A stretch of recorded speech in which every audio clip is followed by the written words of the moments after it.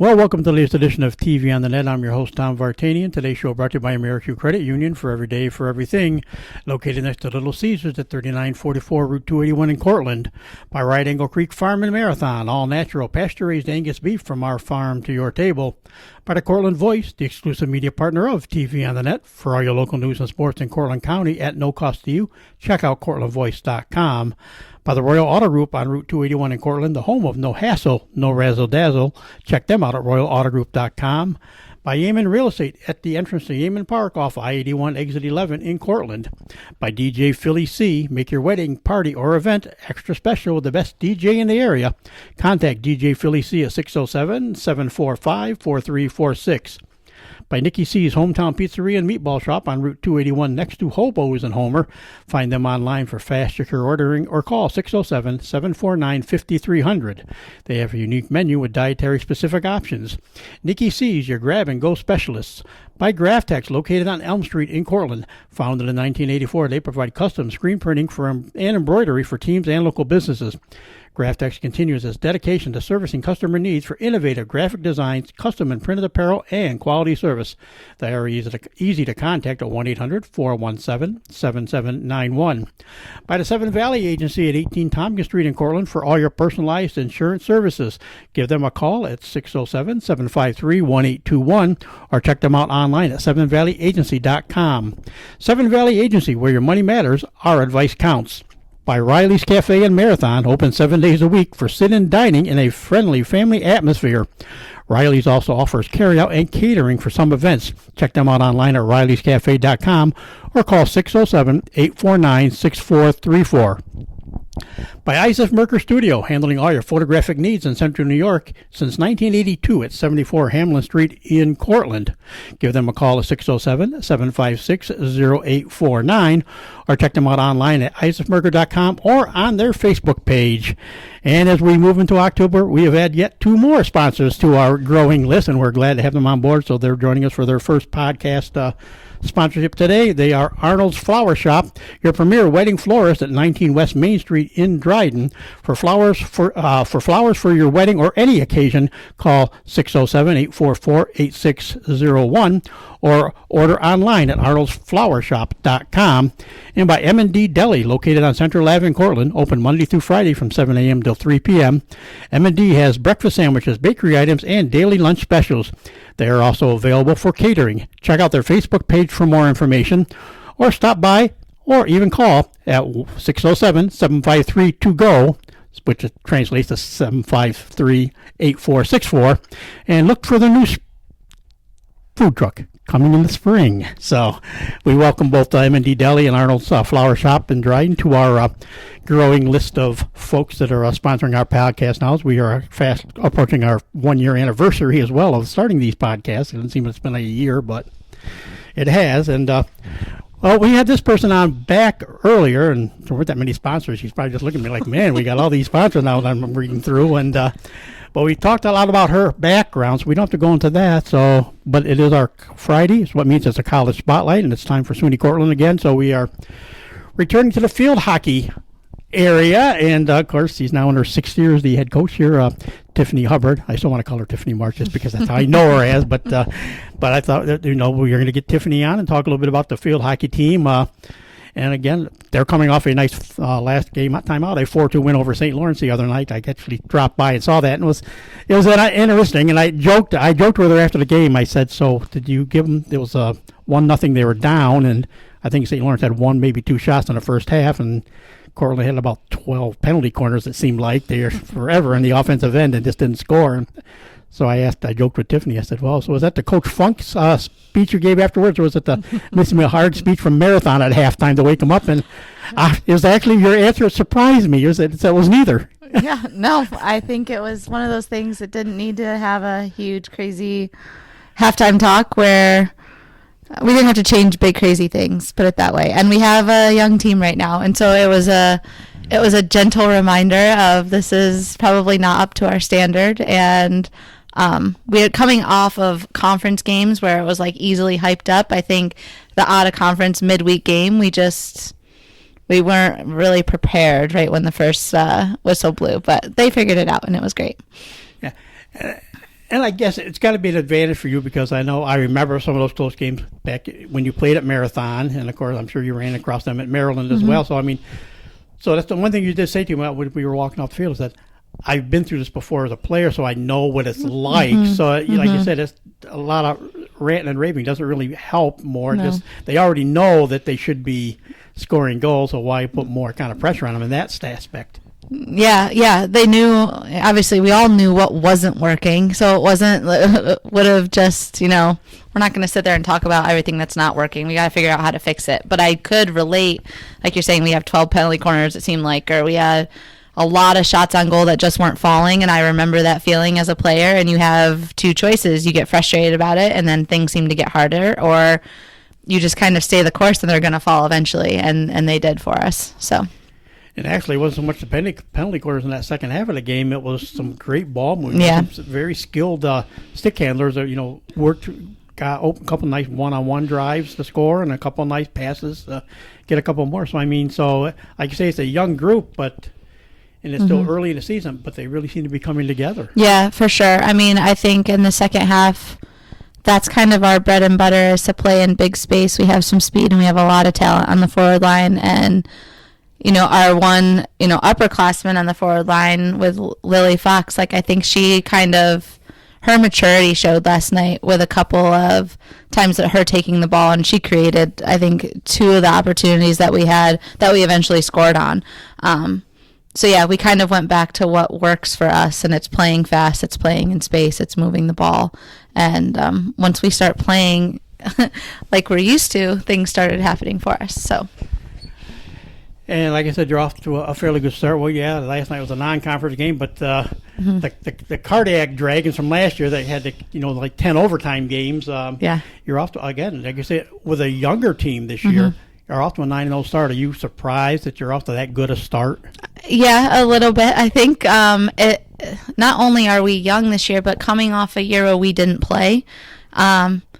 Everybody's kind of young. I mean, I look at my seniors, but in my head, they're really sophomores. Like, that was the last time they were on the field. Or, it's just my freshmen and my sophomores, this is really their first season playing. So, I mean, I guess everybody's young in a way, but it works to our advantage because I think they just know how to go and play. Like, they don't overthink things too much. Has it exposed us a few times? 100% it has, where we might not have that maturity and understanding on the field, but like they kind of know one speed, and and even the young ones where they are putting on like a Cortland jersey for the first time, they're coming from winning programs, so they know how to win.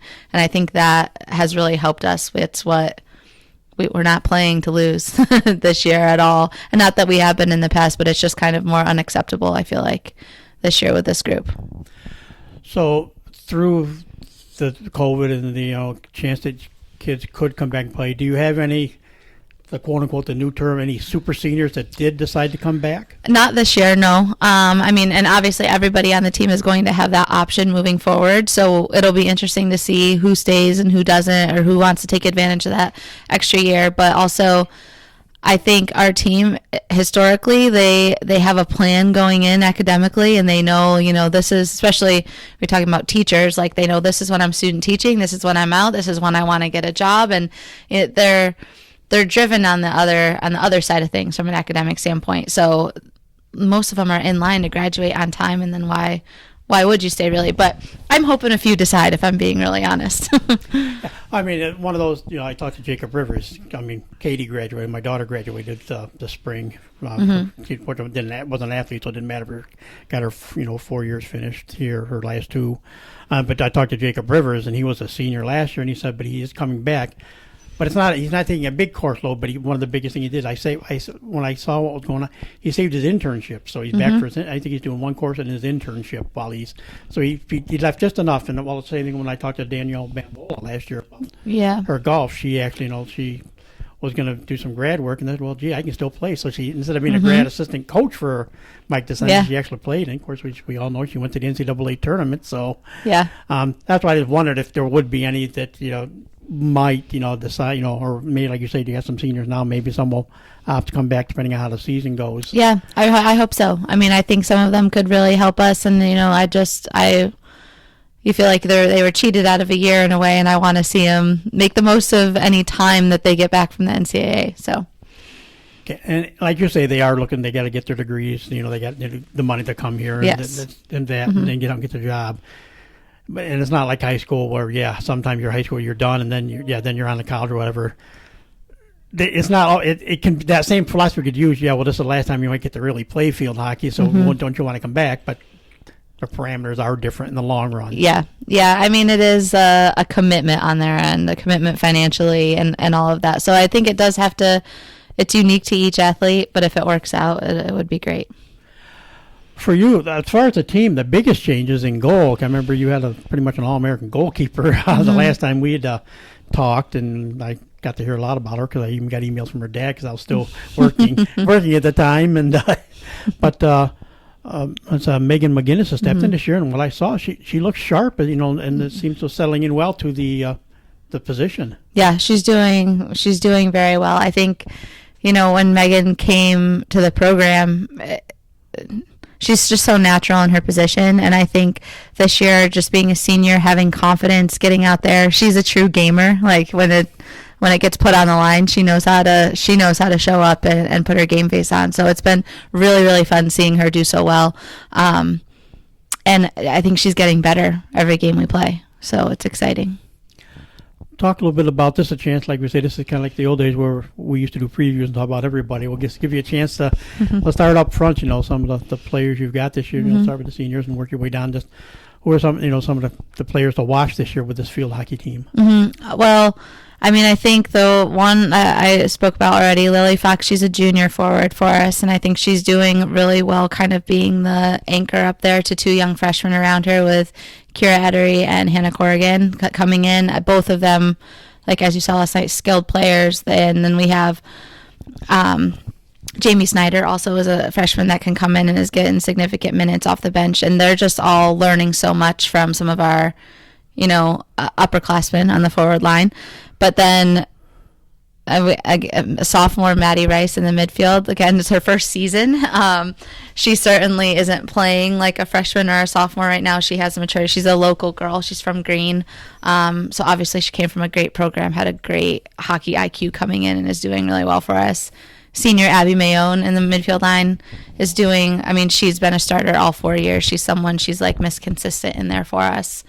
Who am I missing here? Well, Eleni Gentner in the back, and then Liz Pratt in the back as well. Devin DeVillo is a senior. Like, we've had some people really step up that, Devin's playing so well. As a senior, I think, again, that confidence, she's just come in and kind of owned her position in the backfield. And, yeah, it's been interesting. I feel like it's underclassmen and upperclassmen, all together, all kind of combined. That's just really making it work right now. And of course, the last time you guys made a run, you got to the championship finals in the conference, and apropos overtime, of course, and one of the times the overtime didn't work out for you, but the only time that season. So what are the expectations this year for this team? Like you said, it's young, so a lot of people are going, well, they're going to be younger, but the way like you said, you started out 9-0, and you've won a conference game or two out of the gate. So is it a team, again, do you believe will contend with the Geneseos and the Onianas and the Brockports for a title? Yeah, 100%. I think, that's the goal, right? SUNYAC, to get, we always joke about it, to get the T-shirt, at the end of season, but that's also our golden ticket to NCAAs. And I think that there's big goals for this team. They don't look at just we want to win a championship and be done. We want to win a championship and go on and contend for another championship. So, and it's funny because they are so young. You almost have to kind of explain to them sometimes, this is a big game. We didn't play these guys last year. We haven't played them in 2 years, but even playing Geneseo on our senior game, thinking about and telling half the team the last time we played them, we were winning. We went into overtime and we lost and ended our season. So there was a little bit of revenge, I think, for half the team to get back out there and play against them. But we're young, yes, but we're growing so much every week that the potential right now for this group is limitless, where they're already surprising me. They're exceeding expectations, and any obstacle that's coming up, they have such an open mind to figure out how to get past it. So it's been really exciting. I know you've joked about the K-Funk a phone call, but Yes. do you actually, because with online now and everything, and especially the way, Fran and Dan do here at the college, they do a great job online of promoting everything and getting information out. Do you get a chance once in a while to talk to K-Funk or talk to Missy, from Maryland? Do they check in on you once in a while to see how you're doing now, 6 years in? Every now and again, yes. Like I said, I owe Mrs. Funk a phone call, and that's coming. If you're hearing this, it's coming. But yeah, with Maryland, I mean, I'm a proud alum, so I'm following them weekly to see how they're doing. And our alumni game is actually coming up, our alumni weekend, and we're trying to figure out how to make it down there, just to kind of relive the glory days, so to speak. But yeah, I feel like it's such a small community, and it'd be so easy to reach out to either of them if I needed anything, and I know they'd be willing to lend some advice or a helping hand if that came down to it. And of course, now with the ACC network and the SEC network and all the different, the Big Ten network is out now too. So there's a way to catch, somebody that you're connected with. I'm waiting to see a Princeton game pop on and see what Carla Tagliente is doing down with her new digs in Princeton, and see how she's doing there and stuff too. But there's a way you can kind of watch your teams other than just, but obviously you can jump on the internet too and catch the downloads or on-demand feeds of your former teams and stuff too. So that. What have you seen now? Like we say, you went through a year of COVID where you didn't really get to do much, everything. Has that changed how you've approached coaching this season? And then, like I said, you're in your 6th year now. You're at SUNY Cortland. Has that changed your approach this year, or are you still the same coach you were back then when you started? I mean, I think old habits die hard, right? I think there's some that I'm just the same. I have the same philosophies, but maybe the way we've approached this year, we've had to keep it really simple, because half of the team hasn't had a stick in their hand in a year, where quite frankly, a lot of the young ones have been playing more than a lot of the older ones, because they had a high school season and they were able to play club and whatnot, where once we lost our season, we had a few practices and that was it. So it's kind of been taking it back to the basics, but honestly, I think that's helped, because everybody needed a refresher anyway, of just of do the simple and do the simple well, and then we go from there. And at the end of the day, we compete. We play to win. So, how much different was it looking for those freshmen that came in this year? How much harder was that looking for players this last year? I know a lot more had to rely on sending tapes in and stuff too, and getting this places was a little bit harder to do than what you really want, than it normally was. How did you approach the recruiting process this year?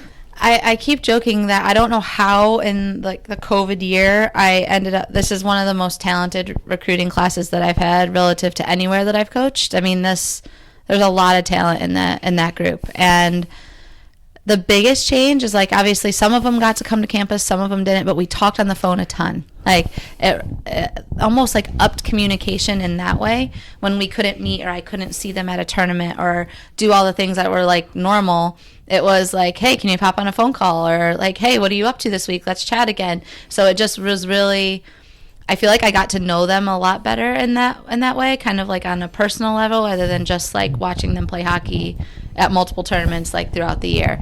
But yeah, it's very unique, where that was the most unique recruiting year, but also the outcome of it was totally unexpected, and it just seemed to be everybody that I saw and I liked, and we got to talk once or twice. They were bought in, they were into Cortland, and we just went with it.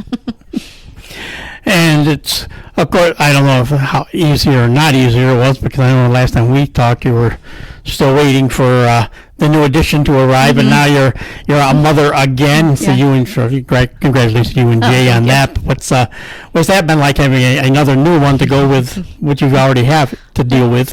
Yes, we're outnumbered now, which is unique. And I've never been in season with one this young, so it's of course I feel pulled between my two worlds a lot of the time, but also, on those Saturdays where I see my husband over there with all three of them sitting up on the wall, and Abigail in the stroller, the worlds combine very well too.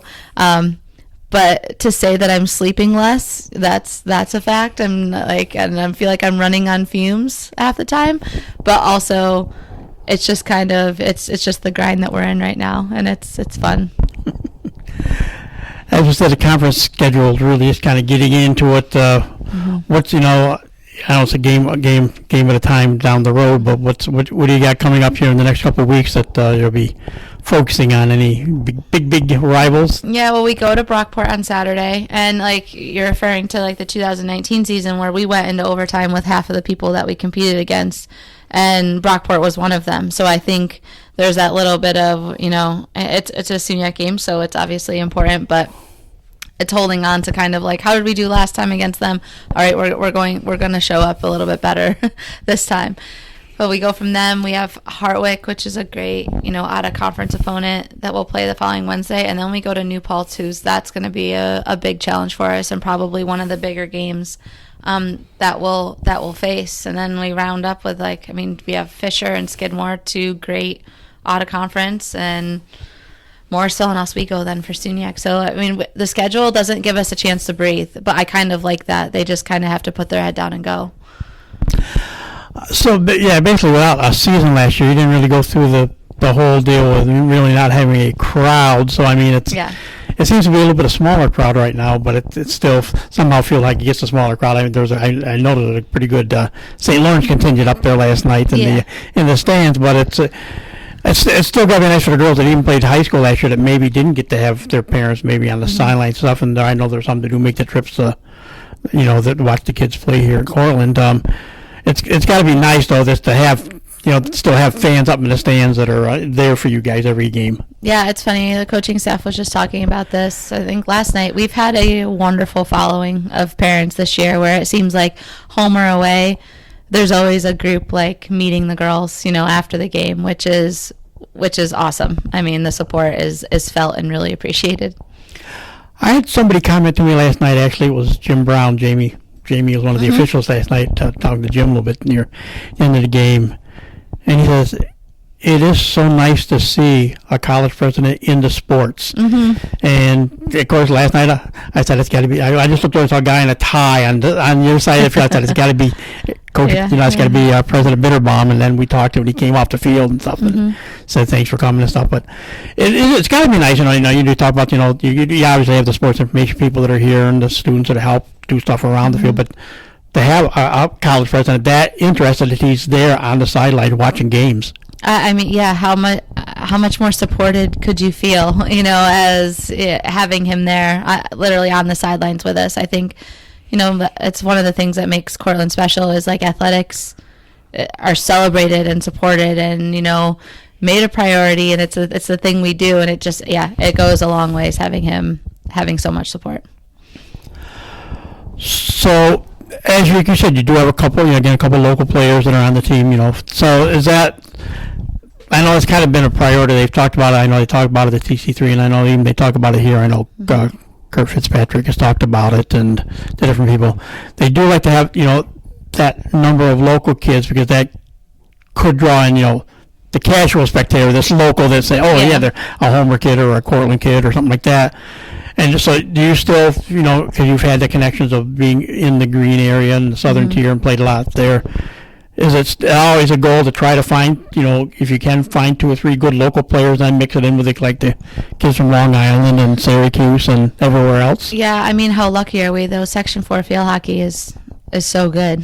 So we're in a little bit of a hotbed, I think, for some of those higher tier programs. So finding local athletes, I'd be going after those athletes if I was out of the region. So it kind of gives us an advantage of hey, we're right down the road. Did you know we're come look what we have? It's an easy come up and visit and check it out between Green, Maine, Enwell, get into the Afton and the Whitney Point they're doing really well this year. They have a lot of talent, and it feels like it's right in our backyard. So it's great. And like I said, I'm actually going to talk to K-Funk this week a little bit, and so we'll get find out kind of what they're doing this year. I know she's been in a rebuilding, but she seemed a lot more positive a little bit that I had talked to her before. It seemed a little more positive about this year too. There's a few more that I'm so used to seeing the combination of what happened with marathon. I was there when you played, of course, and then the girls that came after you when I had the Knapp sisters on, they were hilarious to have them on and everything. And but but you were the kids that played all year round. You did go to the tournaments. You did somebody went on to play on national teams and things like that. And then she's gone through that period where they're not that committed. We'd be there for that labor, like you'd always be right around Labor Day. It would be the marathon tournament. Well, I can't be there because we're going on a family vacation. It seems like, but it seems like they're getting that group, a group back. I mean, it doesn't help that soccer does so well that they're doing. So I mean, it's still that competition that we all knew would eventually happen, and so many kids I've talked to that were, like I said, former players that have played, with you and stuff. We're soccer kids and were converted by Coach Funk into field hockey players. So, but with soccer doing so well, they do draw. It isn't a small school, so it is kind of a draw. It's a kind of a dividing of the talent. But have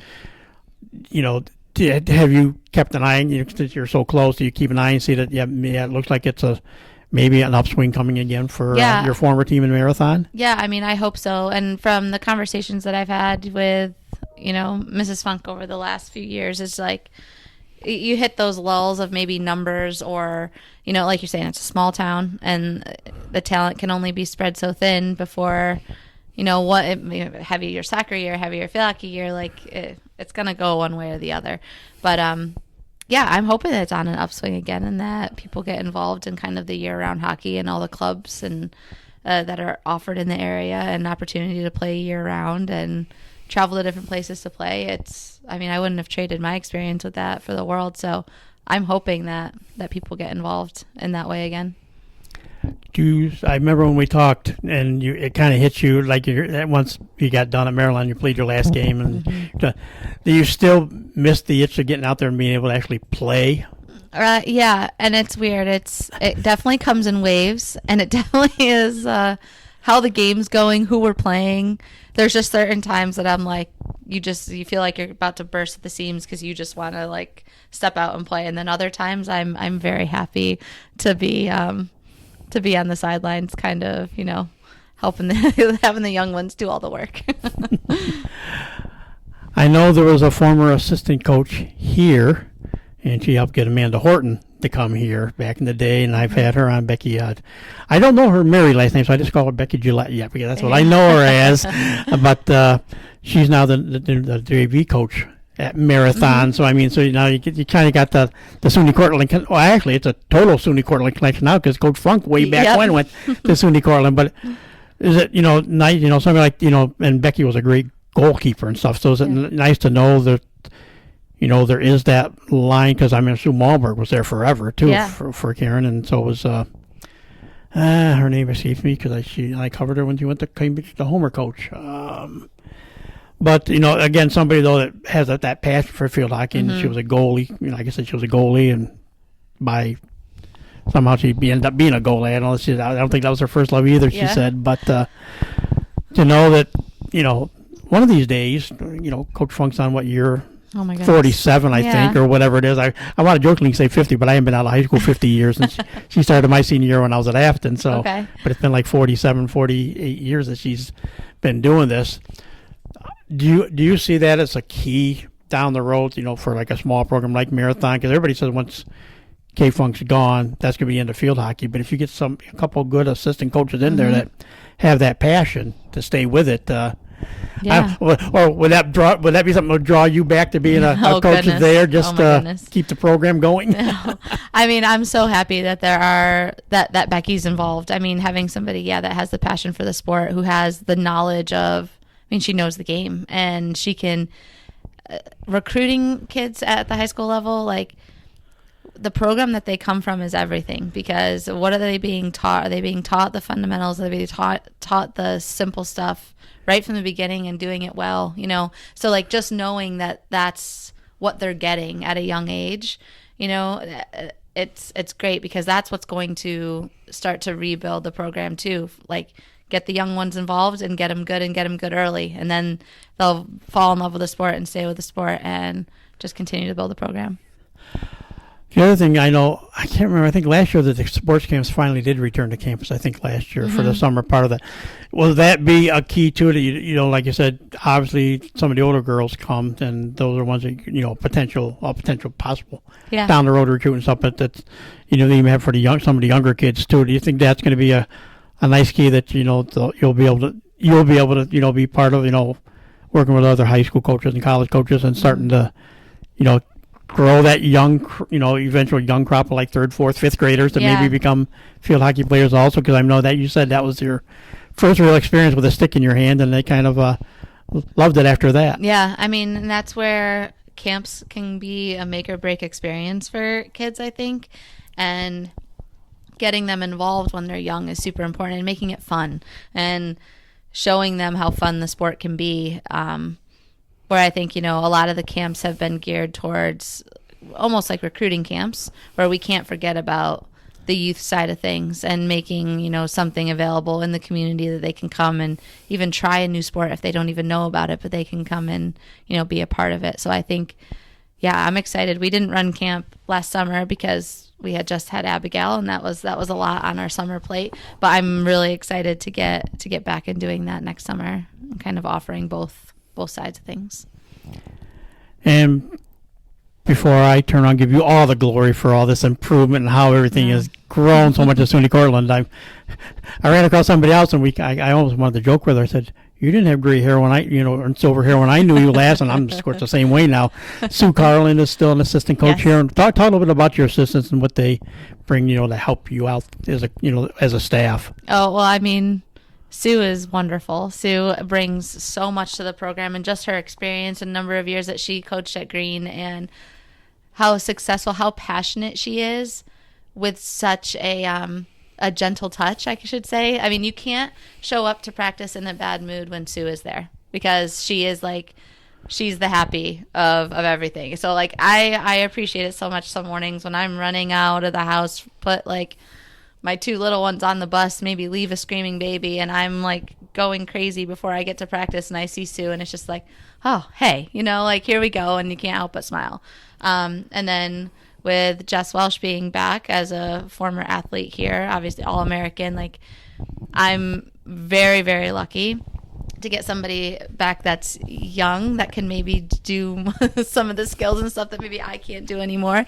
Gives the girls a different perspective on just different ways of approaching and looking at the game, where I feel like the more voices that you have around them sometimes the better, or the different way of explaining things. And already halfway through the season, like, I can see her being like really, really good at this, because she knows how to talk to the athletes. So it's been really fun. I'm very lucky with the people I have surrounding me. They both keep me sane.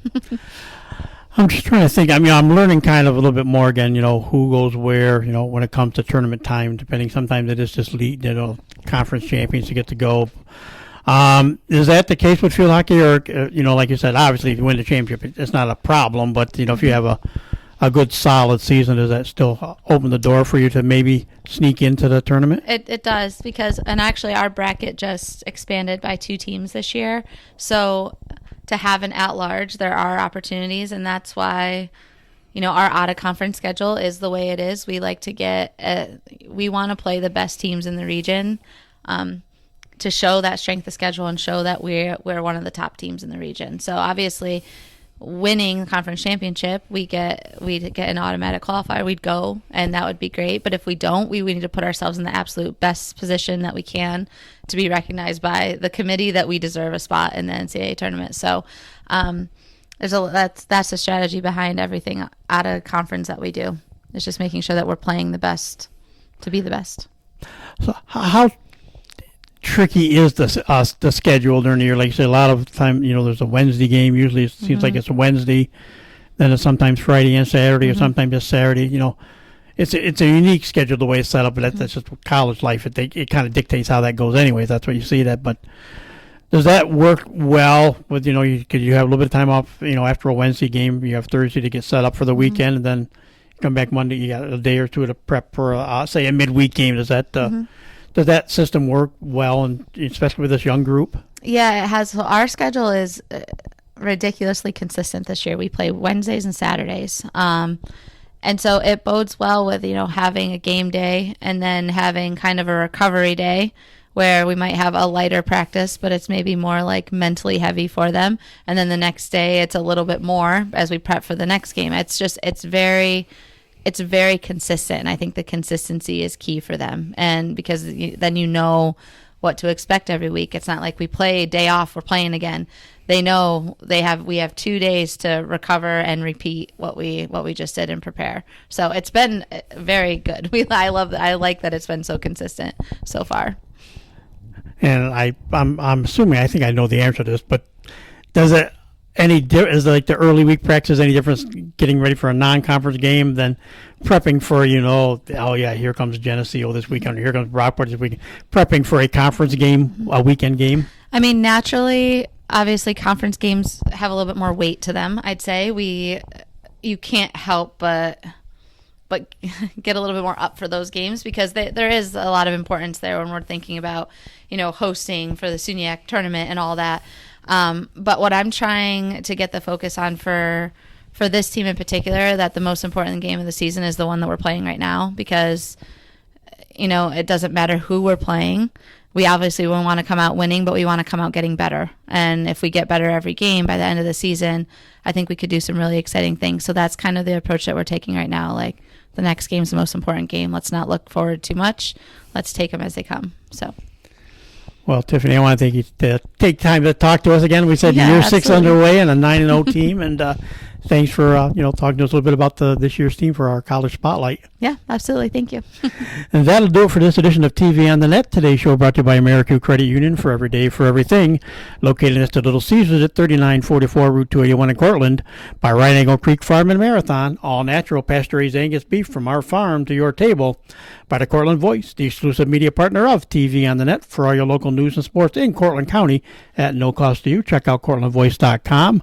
By the Royal Auto Group on Route 281 in Cortland, the home of no hassle, no razzle-dazzle. Check them out at RoyalAutoGroup.com. By Yeaman Real Estate at the entrance to Yeaman Park off I-81, exit 11 in Cortland.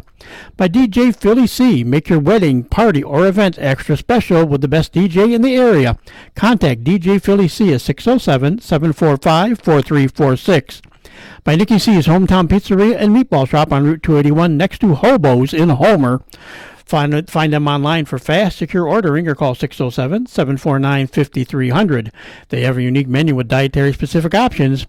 Nikki C's, your grab-and-go specialist.